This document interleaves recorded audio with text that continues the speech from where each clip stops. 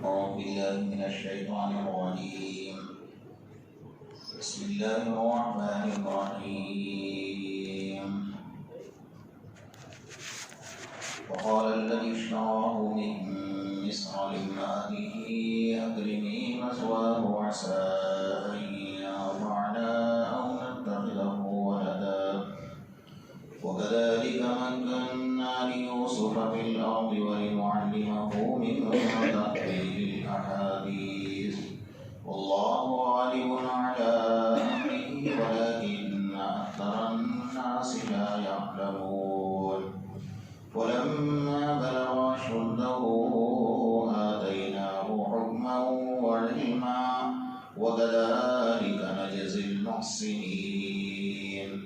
وراودته التي هو في بيتها عن نفسه وغلقت الأبواب وقالت هيت لك قال معاذ الله إنه ربي أحسن مثواي إنه لا يفلح الظالمون.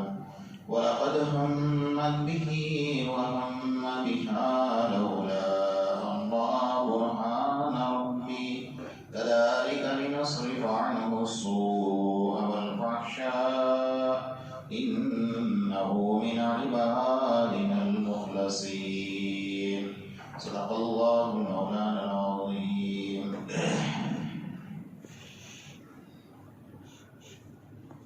گزشتہ کل آپ حضرات کے سامنے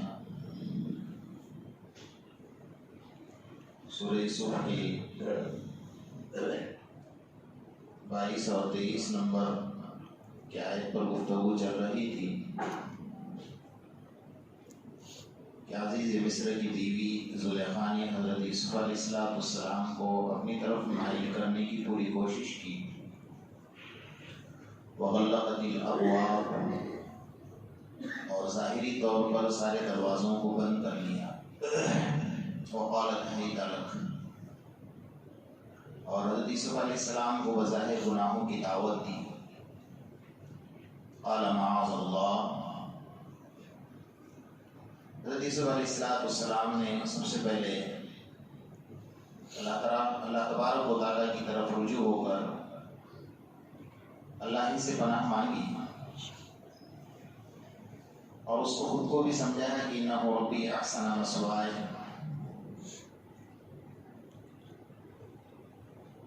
کہ آپ کی جو شوہر ہیں عزیز مصر، انہوں نے مجھے ٹھکانہ دیا، ان کا احسان ہے میرے اوپر.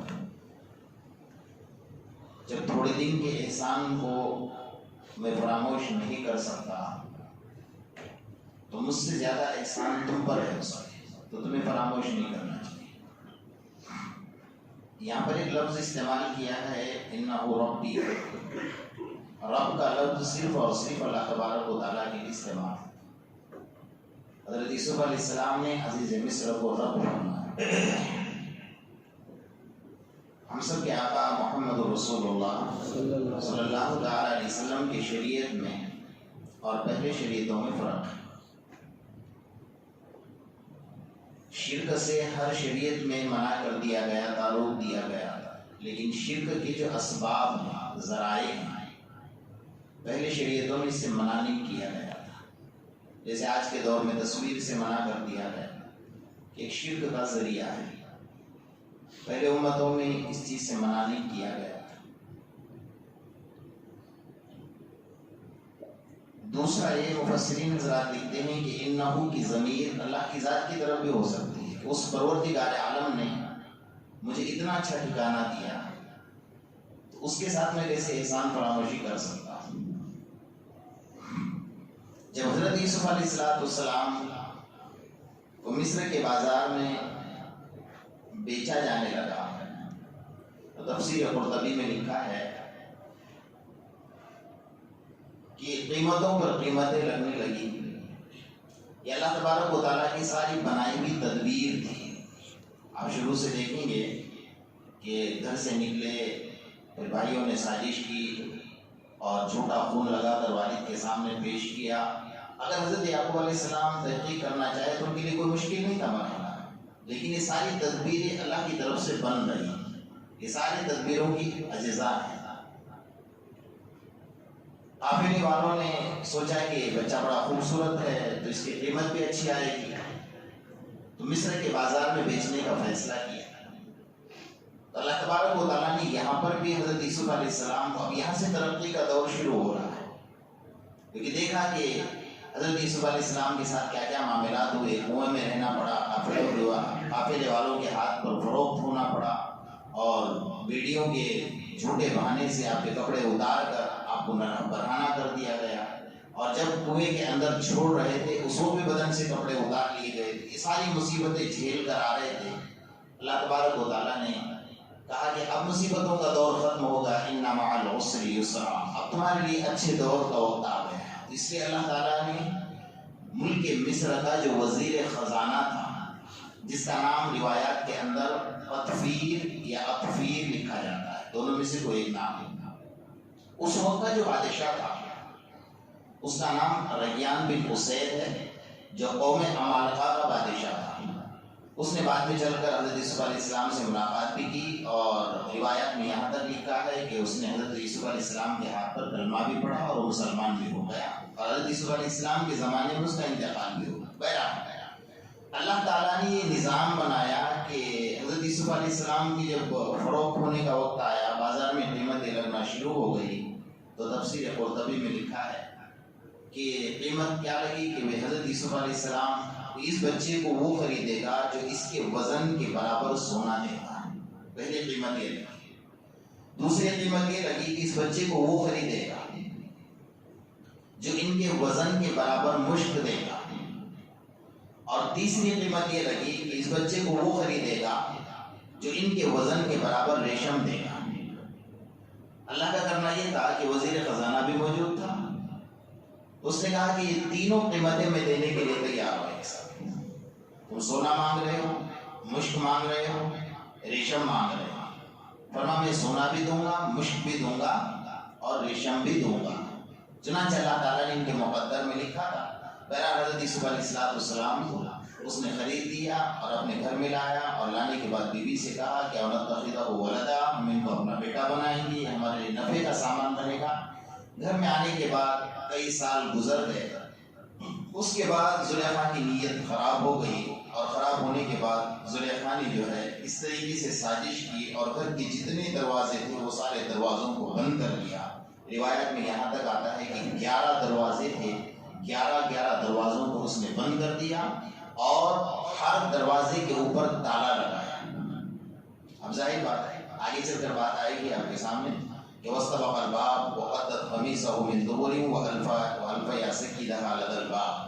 تو 11 دروازوں پر تالا لگانے کے بعد حضرت یوسف علیہ السلام کو بہلانے لگی، پھسلانے لگی، سمجھانے لگی، اور حضرت یوسف علیہ السلام کی تعریف کرنے لگی۔ آج کل دور یہی ہے کہ عجیب ماحول سے ہمارا معاشرہ گزر رہا ہے کہ اگر کوئی گھر میں کام کرنے والا نوکر آتا ہے اور عورت کی تھوڑی سی تعریف کرتا ہے تو سارے شوہر کے احسانات کو عورت بھول جاتی ہے اور ایک جھوٹی تعریف کرنے والے کے پیچھے لگ جاتی ہے۔ ماحول یہی ہے۔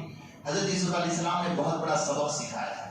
فرمایا زلیخا نے تعریف کرنا شروع کری کہ یوسف تمہارے بال کتنے اچھے لگ رہے ہیں۔ حضرت یوسف علیہ السلام نے جواب دیا جب میں مر جاؤں گا تو میرے بال فوراً میرے بدن سے جدا ہو جائیں گے۔ اس نے کہا کہ یوسف تمہاری آنکھیں بڑی خوبصورت نظر آ رہی ہیں۔ حضرت یوسف علیہ السلام نے کہا جب میں مر جاؤں گا تو سب سے پہلے آنکھیں پانی بن کر میرے چہرے سے بہہ جائیں۔ اس نے کہا کہ یوسف علیہ السلام آپ کی شکل، آپ کا چہرہ اتنا خوبصورت اور اتنا حسین نظر آ رہا ہے۔ حضرت یوسف علیہ السلام نے کہا کہ جب میں مر جاؤں گا تو میرا چہرہ مٹی کی غذا بن جائے گا۔ یعنی ہر بات آخرت کی طرف ڈال دی، ہر بات خبر کی طرف ڈال دی، اس کو سبق سکھا دیا۔ بہرحال حضرت عبداللہ بن مسعود رضی اللہ تعالیٰ عنہ فرماتے ہیں کہ 3 شخص دنیا کے اندر قیافہ شناس نکلے۔ سب سے پہلے عزیز مصر، جس نے حضرت یوسف علیہ السلام کو دیکھ کر پہچان لیا اور منہ مانگی قیمت میں خرید لیا۔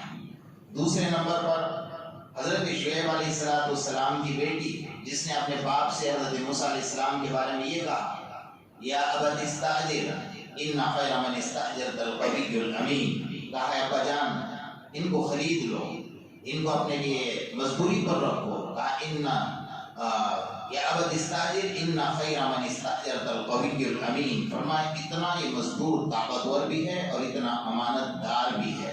کہا وہ ایک بیٹی نکلی تھی جس نے قیافہ کے طور پر حضرت موسیٰ علیہ السلام کو پہچان لیا۔ تیسرے نمبر پر حضرت ابوبکر صدیق رضی اللہ تعالیٰ جس نے اپنے بعد حضرت عمر رضی اللہ تعالیٰ کو خلیفہ بنایا۔ حضرت یوسف علیہ السلام نے یہاں پر تیسرا سبق یہ دیا کہ جیسا زلیخا نے گناہ کی دعوت دی تو فوراً کہا معاذ اللہ، اپنی ذات پر بھروسہ کیے بغیر اللہ کی ذات پر بھروسہ کرنا، اپنے آپ کو اللہ کے حوالے کرنا، یہ سب سے بڑی بات ہے۔ یاد رکھیے گناہوں سے ہمیں کوئی نہیں بچا سکتا اللہ کے علاوہ۔ جب تک ہمارے دل میں اللہ کا خوف نہیں ہوگا اور ہم اپنے آپ کو اللہ کے حوالے نہیں کریں گے اور اللہ کی پناہ میں نہیں آئیں گے، اس وقت تک کوئی نہیں بچا سکتا۔ شیطان جو کہ اللہ سے وعدہ کر کے آیا ہوا ہے، لَأَقْعُدَنَّ لَهُمْ صِرَاطَكَ الْمُسْتَقِيمَ ثُمَّ لَآتِيَنَّهُم مِّن بَيْنِ أَيْدِيهِمْ وَمِنْ خَلْفِهِمْ وَعَنْ أَيْمَانِهِمْ وَعَنْ شَمَائِلِهِمْ۔ اس نے وعدہ کیا ہے کہ اللہ میں تیرے سیدھے راستے پر بیٹھوں گا، تیرے بندے کو آگے سے، پیچھے سے، دائیں سے، بائیں سے، چاروں طرف سے بہکاؤں گا اور گناہ میں مبتلا کر کے رہوں گا۔ اب بندہ تو بچے گا؟ اللہ تعالیٰ کتنے رحیم اور کریم ہے۔ کہا ٹھیک ہے، اب بظاہر تو اس نے یہ مانگا تھا اللہ سے، تو ہمیں کیا لگتا ہے کہ نہیں دینا چاہیے نا؟ اللہ تعالیٰ کہ چل ہٹ جائے سے، نہیں دوں گا یہ چیزیں تجھے۔ اللہ نے کہا یہ بھی دے دیا، کوئی بات نہیں۔ اب فرشتوں میں قرآن مچ گیا کہ اللہ اب تیرا کوئی بندہ جنت میں نہیں جائے گا۔ کہا کیوں؟ کہا تو چاروں طرف سے بہکائے گا اور اپنی اجازت بھی دے دی اس کو۔ اللہ تعالیٰ نے کہا اس بے وقوف کو میں نے دو راستے بلا دیے۔ دیکھیے اللہ ہمارے اوپر کتنے کریم ہیں، کتنے رحیم ہیں۔ کہا اس بے وقوف کو میں نے دو راستے بلا دیے۔ فرشتوں نے کہا کیا؟ کہا اس نے یہ کہا کہ لَأَقْعُدَنَّ لَهُمْ صِرَاطَكَ الْمُسْتَقِيمَ، میں سیدھے راستے پر بیٹھ جاؤں گا۔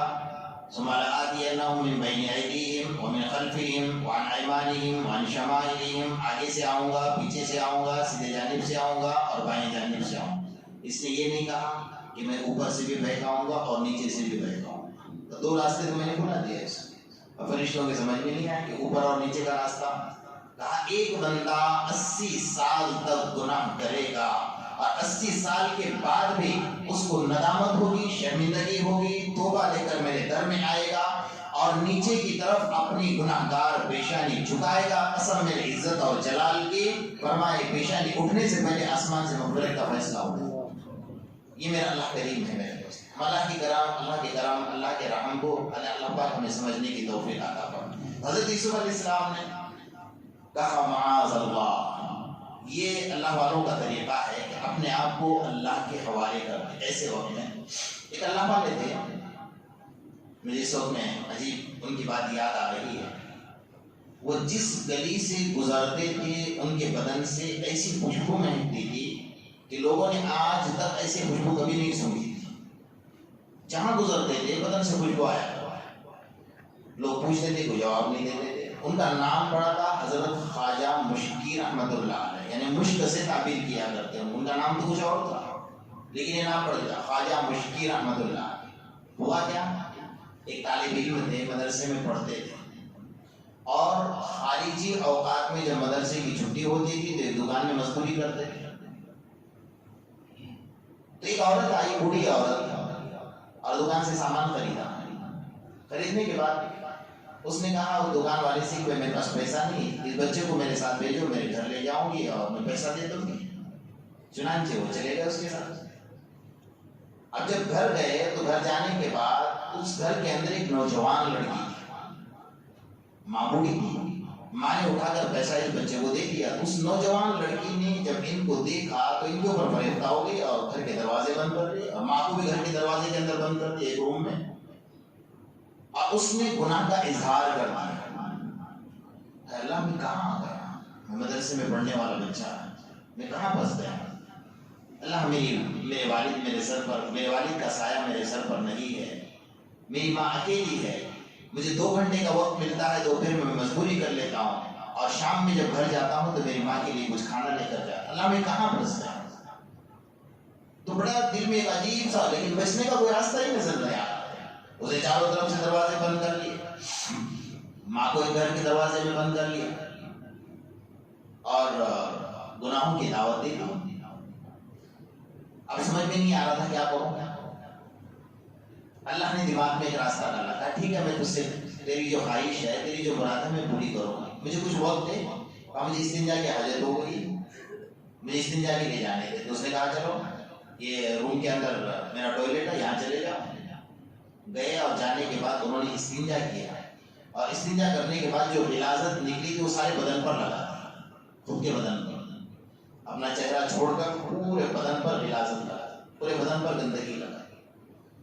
اب جب باہر نکلے تو اس لڑکی نے اچھی چیز کہا یہ کہاں سے بلا گئی میرے, چل باہر نکل جلدی یہاں سے. دروازے کھول دیے سارے, نکل گئے. آگے پانی کی نہر تھی, پانی کے نہر میں کود گئے, اور کودنے کے بعد پورے بدن سے نہا لیا. بدن پر کپڑے تو وہی تھے پہنے ہوئے, وہی کچے کچے کپڑے میں. مدرسے کا وقت ہے, استاد غصہ کریں گے, وہی کچے کچے کپڑے میں جا کر بیٹھ گئے پڑھنے کے. استاد نے کہا یہ کیا کر رہا ہے؟ حضرت آ رہا تھا راستے سے, پانی میں گر گیا. نہیں بتایا کیا معاملہ ہو, راستے سے آ رہا تھا پانی میں گر گیا. بتانا تو مناسب بھی نہیں تھا کہ حالات ایسے تھے, اور اپنے آپ کو سوچ رہی تھی کہ میں کیا کہوں گا. تو بہرحال کچھ وقفہ گزرا, پڑھ کر فارغ ہو گئے, اور بدن سے خوشبو مہکنا شروع ہو گئی, جن کا نام پڑا حضرت خواجہ مشکی رحمت اللہ علیہ. کسی نے پوچھا کہ اللہ والے یہ تو بتاؤ کہ آپ کے بدن سے خوشبو کہاں سے آ رہی ہے. فرمایا اسی رات میں یہ سو گئے تھے تو اسی رات سے بدن سے خوشبو شروع ہو گئی تھی. اللہ تعالیٰ نے خواب میں آ کر کہا اے میرے بندے, اے میرے بندے, تو نے گناہوں سے بچنے کے لیے اپنے بدن کی گندگی اپنے بدن پر لگائی, ہم نے اس گندگی کو جنت کے خوشبو میں تبدیل کر دیا. اللہ, ہم سوچ سکتے ہیں نا میرا اللہ کتنا کریم ہے. جب ہم اپنے آپ کو بچائیں گے تو اللہ تبارک و تعالیٰ ایسے اسباب بنائے گا. قال معاذ اللہ, میں اللہ کی پناہ مانگتا ہوں. اچھا اللہ نے قرآن مجید میں, کیونکہ شیطان اللہ کا بھی دشمن ہے اور ہمارا بھی دشمن ہے, اللہ تعالیٰ نے اپنا ذاتی نام استعمال فرمایا, اعوذ باللہ, بسم اللہ, معاذ اللہ. اللہ نے اپنا نام استعمال فرمایا, میرا ذاتی نام ہے, فرمایا اس مردود سے تم میری پناہ میں آ جاؤ, میری عزت اور میری جلال کی قسم میں تمہیں بچا کر رہوں گا. اللہ کا وعدہ ہے. حضرت مریم کے بعد جبرائیل امین کو اللہ تعالیٰ نے بھیجا, فارسل الیہا روحنا فتمثل لہا بشرا سویا. جبرائیل کو مرد کی شکل میں بھیجا, جاؤ مریم کے پاس اور بدن پر پھونک مار دو. حضرت مریم نے دیکھا کہ بڑا خوبصورت نوجوان ہے, مرد کی شکل میں ہے, اور پتا چلا اللہ کی طرف سے آیا ہوا فرشتہ ہے, وہ ٹھکرا تو نہیں سکتا. لیکن فوراً حضرت مریم نے کیا کہا, قال انی اعوذ بالرحمن منک ان کنت تقیا. ہمیں اللہ کی پناہ مانگتے ہو, بھلے تم نیک ہو, کچھ بھی ہو, فرشتے ہو, لیکن میں اپنے آپ کو کس کے حوالے کرتی ہوں, اللہ کے حوالے کرتی ہوں. تو یہ نیک لوگوں کا طریقہ ہے کہ اللہ تبارک کو جب بھی ان کے سامنے ایسا کوئی معاملہ آتا ہے فوراً اپنے آپ کو اللہ کے حوالے کرتے. حضرت موسیٰ علیہ السلام کے قوم ایسے ظالم کے چنگل میں پھنس گئی تھی کہ ان کا جینا حرام ہو گیا تھا. تو قوم نے کہا کہ اوذینا من قبل ان تأتینا ومن بعد ما جئتنا. موسیٰ ہم تو پہلے بھی مصیبت میں تھے, اور آپ کے ساتھ جڑنے کے بعد بھی مصیبت میں گرفتار ہیں, ہمیں چھٹکارے کے لیے کیا راستہ ملے گا, ہمیں سمجھ میں نہیں آتا ہے. حضرت موسیٰ علیہ السلام تھک گئے, اللہ کے سامنے کہا انی عذت بربکم, فرمایا من کل متکبر لا یؤمن بیوم الحساب. اللہ کے سامنے کہا اللہ اس ظالم سے پناہ مانگ رہے ہیں, تیرے پناہ میں آ رہے ہیں. اللہ تعالیٰ نے حضرت موسیٰ علیہ السلام کی دعاؤں کو قبول کر لیا, اور فوراً کیا کر دیا, اس ظالم کو پانی کے اندر غرق اور تباہ اور برباد کر دیا. اپنے آپ کو اللہ کے حوالے کر دیتا, اللہ پاک راستہ نکالتے. جھاڑو بیچنے والا انسان ہے, حضرت شیخ سعدی رحمۃ اللہ علیہ نے اپنی کتاب میں واقعہ لکھا ہے. ایک جھاڑو بیچنے والا انسان دھوپ کے حالت میں دیہات میں جاتا ہے, مزدوری کر رہا ہوں, میرے بچوں کو کھلانا ہے, میرے بیوی کو کھلانا ہے, بچے گھر میں راستہ دیکھتے ہوتے. تو جھاڑو, ایک عورت نے آواز لگائی اوپر کے منزل سے کہ بھائی مجھے جھاڑو لینی ہے, اوپر آ جاؤ. جب وہ بیچارہ اوپر پہنچا تو اس نے گھر کے سارے دروازے بند کر لیے اور گناہوں کا ارادہ کر لیا. کوئی راستہ نہیں جانے کے لیے. کھڑکی میں سے باہر نکلے, دیکھا اوپر تیسری منزل ہے اور نکلنے کے لیے کوئی راستہ نہیں ہے, اور گناہوں سے بچنا بھی ہے. تو کیا کروں گا, کچھ نے کود گیا اللہ کے میں, اللہ کا نام لے کر اوپر سے. اللہ بھلے میں مر جاؤں گا لیکن مجھے یہ کام نہیں کرنا, میں اپنے آپ کو تیرے حوالے کر رہا ہوں. اتنا کہہ کر وہاں سے کود گئے. اللہ کا نظام تو دیکھیے. اللہ تبارک و تعالیٰ نے ہوا کو حکم دیا خبردار میرے بندے کا بال بھی بیکا نہیں ہونا چاہیے. ہوا نے سیدھا وہاں سے لے جا کر ان کے گھر تک پہنچا دیا. اللہ کا نظام ہے. قال معاذ اللہ، اللہ کی پناہ میں آنا ہے، اللہ سے مانگنے پر آنا ہے. تو اللہ تبارک و تعالیٰ اس طریقے کے راستے نکالتا ہے جب بندہ اللہ تبارک. حضرت یوسف علیہ السلام بڑی مصیبتوں میں گرفتار تھے. اب ادھر تو زلیخا نے دروازے بند کر لیے، لیکن اللہ تعالیٰ نے حضرت یوسف علیہ السلام کے پاک دامنی کے دروازے کھول دیے. یہاں سے آگے دروازے کھول دیے. اللہ تعالیٰ نے ایسے دروازے کھول دیے کہ زلیخا سوچ کر حیران اور پریشان رہی، لیکن پھر بھی سازش سے باہر تو نہیں آئی. کیونکہ دل میں ایک مرتبہ جب فتنہ گھس جاتا ہے نا تو ایک عجیب سا ماحول پیدا ہو جاتا ہے کہ عورتیں اپنی عزتوں کو نیلام کر دیتی ہیں. پھر اتنا جب کسی کے پیچھے پڑ جاتی ہیں تو اپنی اولاد کو بھی نہیں دیکھتی ہے. آتے ہیں لوگ آئے دن واقعات ایسے سامنے آتے ہیں. چھوٹے چھوٹے بچوں کو چھوڑ کر کل کی بات بتا رہا ہوں. کل ظہر کے بعد ایک شخص آیا، کہا کہ ایک بچہ ہے، نکاح ہو کر 14-15 مہینے ہو چکے ہیں، اور اس بچے کو گھر میں جیسا شوہر گھر سے باہر نکلا تو گھر کا دروازہ بند کر کے کسی اور کا ہاتھ پکڑ کر نکل گئی، چھوٹے سے بچے کو گھر میں چھوڑ کر. یہ ہمارا معاشرہ ہے. ہمارا معاشرہ کہاں جا کر رکا ہوا ہے اور کہاں ہم پہنچے ہیں میرے دوست. ہم سوچے تو سچ عجیب سے ماحول سے ہم گزر رہے ہیں. بس اللہ پاک ہماری نسلوں کی حفاظت فرمائے. ایک عجیب دور چلا. سب سے بڑی چیز کہ ہمارے پیچھے جو دشمن لگے، شیطانوں سے خطرناک دشمن لگے، کھلے عام چیلنج کیا جا رہا ہے، اعلان کیا جا رہا ہے کہ مسلمانوں کی عزت، مسلمانوں کی لڑکیوں کی عزتوں کو لوٹو. ان کا مقصد یہ نہیں کہ مسلمان کی لڑکیوں سے شادی کرے، بلکہ یہ ہے کہ مسلمانوں کی لڑکیوں کی زندگیوں کو برباد کر دے. ہزاروں واقعات ہمارے سامنے موجود ہیں کہ نکاح کر لیا کہ میں مسلمان بن جاؤں گا، میں تیرے ساتھ رہوں گا، میں اچھے سے رکھوں گا، اور لڑکی چلی گئی، ماں باپ کا کہنا توڑ دیا، ماں باپ کا دل توڑ دیا، اور 5-6 مہینے اس کو استعمال کر دیا اور پوچھا کہ تیرے پاس کیا پروف ہے کہ میں نے تیرے ساتھ نکاح کر لیا. جاؤ، زندگی برباد تمہاری. ہمارا آج کا نوجوان سمجھنے کے لیے تیار نہیں، اور ہماری آج کی بہنیں بھی سمجھنے کے لیے تیار نہیں. اسلام نے جو اصول بتائے ان اصولوں کے اوپر آ جائے. اس میں پاک دامنی ہے، اس میں عزتوں کی حفاظت اللہ نے ہمارے خود فرمائی ہے اور خود سکھائی ہے.